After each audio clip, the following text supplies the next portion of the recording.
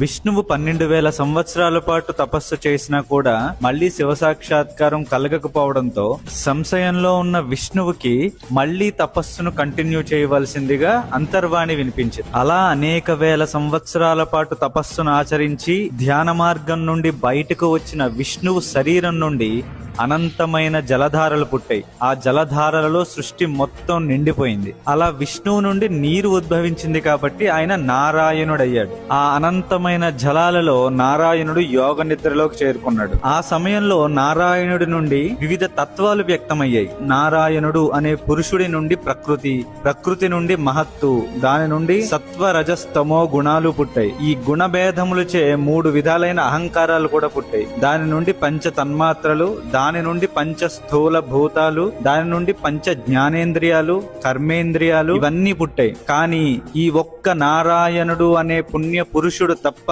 మిగతావన్నీ జడములే. అలా యోగ నిద్రలో ఉన్న విష్ణువు నాభిలోంచి అసంఖ్యాకమైన నాళములు పుట్టి దానిపై అనంత కోటి విస్తీర్ణం గల ఒక పద్మం ఉద్భవించింది. ఆ పద్మంలో శివుడి యొక్క కుడి భాగం నుండి బ్రహ్మగారు ఉద్భవిస్తారు.